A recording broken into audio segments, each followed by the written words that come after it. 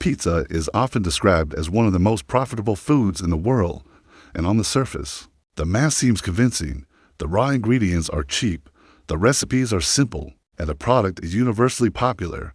A ball of dough costs cents to make. Tomato sauce is inexpensive at scale, and even cheese becomes affordable when purchased in bulk. From the outside, it looks like a business where margins should be massive and failure should be rare. Yet, most pizzerias fail within a few years. The reason is not the price of flour or cheese, but the cost structure that surrounds them. In economic terms, pizza has a low variable cost, but very high fixed and semi-fixed costs. This is where many operators misunderstand the business. While each additional pizza is cheap to produce, the business itself is expensive to operate.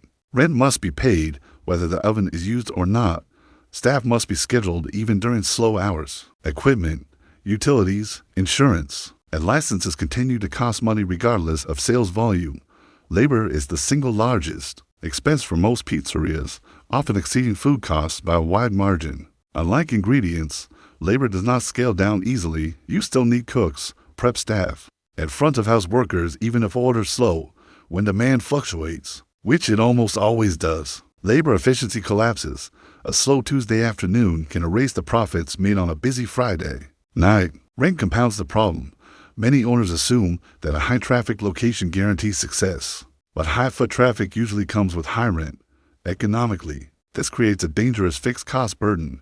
If sales dip even slightly below projections, rent can consume any remaining margin. This is why the pizzerias with identical food quality can have wildly different outcomes, depending on their lease terms alone. Then there are the hidden operational costs that rarely appear in optimistic business plans. Food waste from over-prepping, inconsistent portion sizes, staff mistakes, and unsold inventory quietly eat away at profit. Each mistake seems small, but at scale, these inefficiencies stack. In a business with thin margins, a few percentage points lost to waste can be the difference between survival and closure. Profitable pizzerias understand this cost structure intimately. They design their entire operation around minimizing fixed costs and stabilizing labor efficiency. Menus are simplified to reduce prep time and training complexity. Hours are adjusted aggressively to match demand. Portions are standardized, not just for consistency, but to control food cost volatility. Most importantly, successful operators accept the key economic reality. Pizza is not a high-margin business by default. It only becomes one when costs are tightly controlled and volume is predictable. Those who assume the product alone will carry the business often learn, too late, that cheap ingredients do not guarantee profit. For decades, pizza was one of the few restaurant categories that benefited from delivery rather than being hurt by it. Traditional in-house delivery allowed pizzerias to expand their reach while maintaining control. Overpricing, customer relationships, and margins. The economics worked because delivery fees were modest, labor was internal, and repeat customers ordered directly from the store. Delivery apps changed that balance entirely. At first, platforms like DoorDash, Uber Eats, and Grubhub looked like free growth. They brought visibility, demand, and convenience, all without requiring major upfront investment from restaurant owners. From an economic perspective, however, these platforms did not reduce costs. They simply shifted them in ways that were less visible, but far more damaging to long-term profitability. The core problem is commission. Most delivery platforms charge between 20 and 30% of each order, sometimes more when marketing fees are included.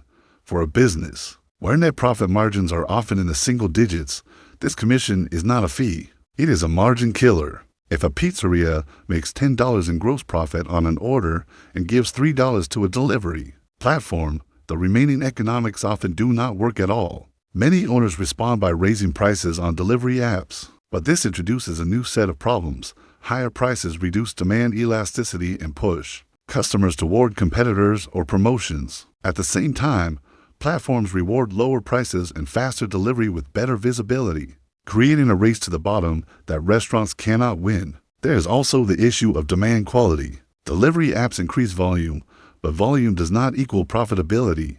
Orders arrive in unpredictable spikes, forcing restaurants to staff for peak demand that may not materialize consistently. Labor costs rise, efficiency falls, and the kitchen becomes optimized for speed rather than margin. Economically, the restaurant absorbs volatility while the platform enjoys stable, commission-based revenue.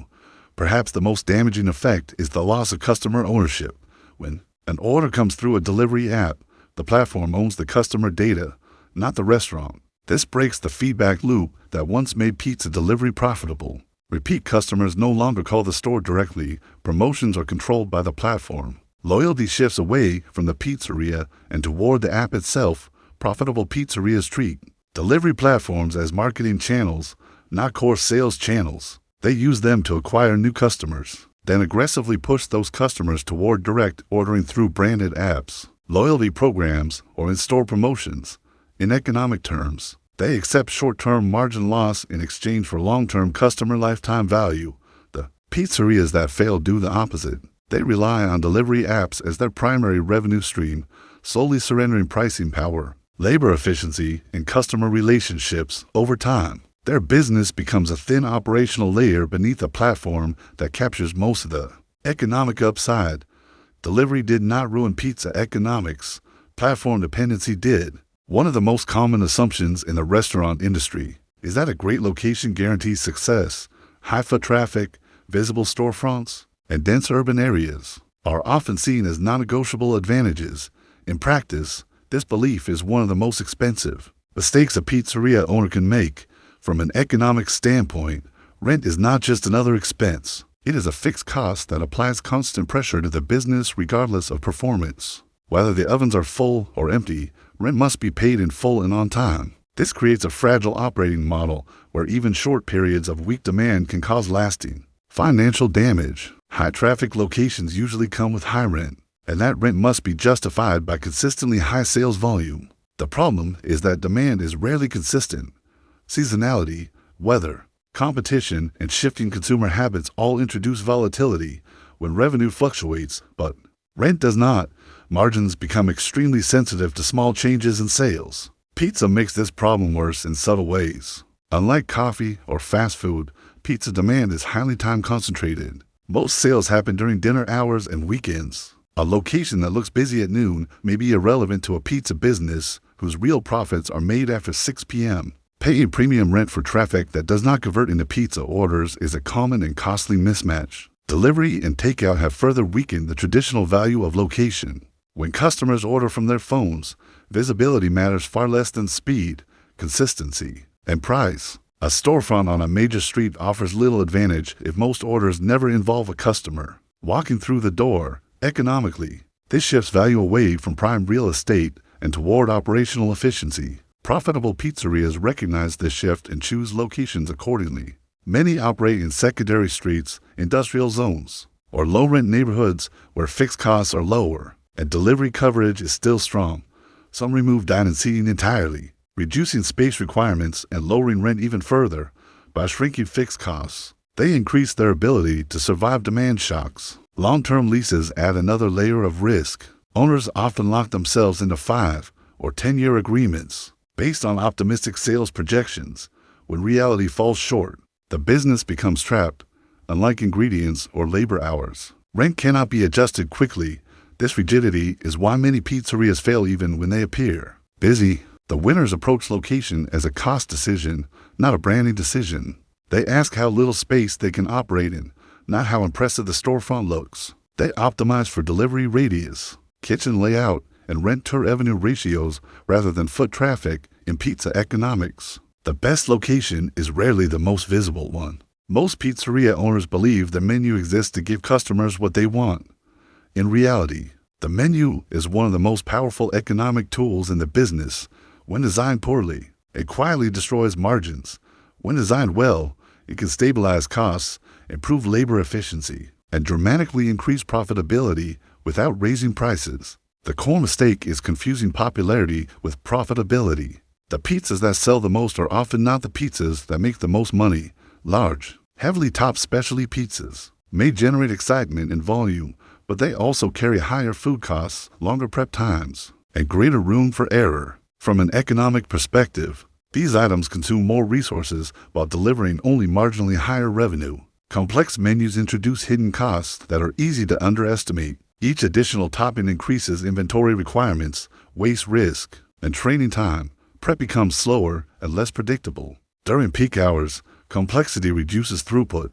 limiting how many orders the kitchen can handle when demand is highest. Revenue becomes constrained not by demand, but by operational friction. Menu pricing mistakes amplify these problems.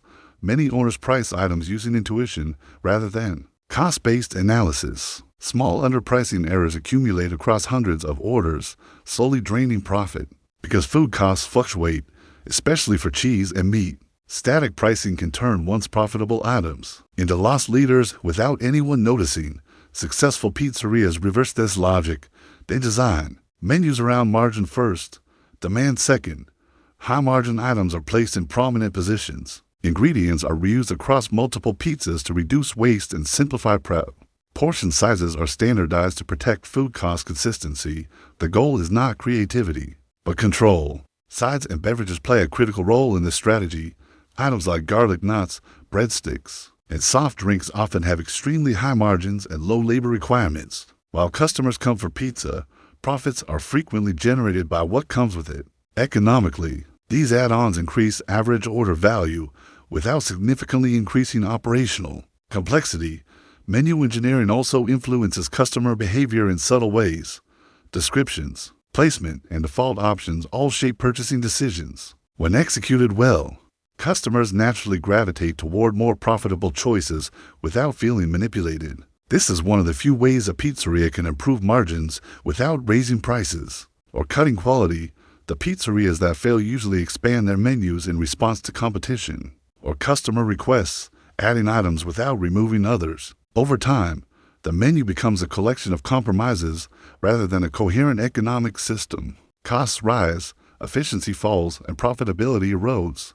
In pizza, the menu is not just a list of products, it is a financial blueprint, and most pizzerias are following one that was never designed to make them money. Many pizzerias appear profitable on paper while struggling to survive in reality. This disconnect exists because restaurant profit is often measured in a way that hides its true economic performance. The key factor behind this illusion is the role of the owner. In a large number of independent pizzerias, the owner is also the manager, the scheduler, and often an active worker in the kitchen. From an accounting perspective, this labor is frequently unpaid or underpaid. From an economic perspective, it is a hidden subsidy keeping the business alive. When owners work 60 or 70 hours a week, they reduce labor costs dramatically. The business may appear profitable because payroll is lower, but this profit disappears the moment the owner steps away. If the owner were to hire a manager to replace themselves, margins would often collapse. This is why many pizzerias cannot be sold or scaled successfully.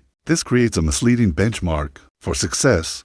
A pizzeria that generates modest cash flow while consuming the owner's time is not necessarily a strong business. It is closer to a job with variable income. True profitability only exists when the business can operate sustainably. Without constant owner intervention, chains understand this reality well. Their systems are designed around replaceable labor, standardized processes, and predictable costs. While individual locations may have lower flexibility, the overall model allows profits to exist independently of any single person. Independent pizzerias often lack this structure, making them more vulnerable even when sales are strong. Scaling introduces its own challenges. Opening a second location removes the owner from day-to-day operations, exposing inefficiencies that were previously masked by hands-on management. Labor costs rise, mistakes increase, and consistency suffers. What worked at one location does not automatically work at two. The most successful independent pizzerias approach ownership strategically early on. They accept the owner-operator role as a necessity rather than a permanent solution. Over time, they invest in systems, training, and simplification that reduce dependence on the owner's presence. Economically, they are converting personal labor into organizational capability. Failure often occurs when owners confuse business with success. Long hours and constant firefighting feel productive, but they usually indicate a fragile system. Profitable businesses are boring. They run predictably, with stable margins and controlled costs. In the end, the difference between failing pizzerias and profitable ones is not passion or product quality. It is whether the business can stand on its own. Those that cannot are one illness, one vacation, or one bad month away from collapse. That is the final reason most pizzerias fail, and why the winners build businesses that do not depend on them to survive. Most pizzerias fail not because pizza isn't popular, but because their business models are fragile. Cheap ingredients hide the truth. Labor, rent, delivery fees, and inefficiencies quietly eat profits. Complex menus and high rents make things worse, and reliance on delivery apps can destroy margins. Profitable pizzerias succeed by designing menus for profit, controlling costs, optimizing operations, and reducing dependence on the owner's labor. Every decision is about efficiency, consistency, and high-margin items. In short, success isn't about passion, it's about building a system that can survive, scale, and thrive.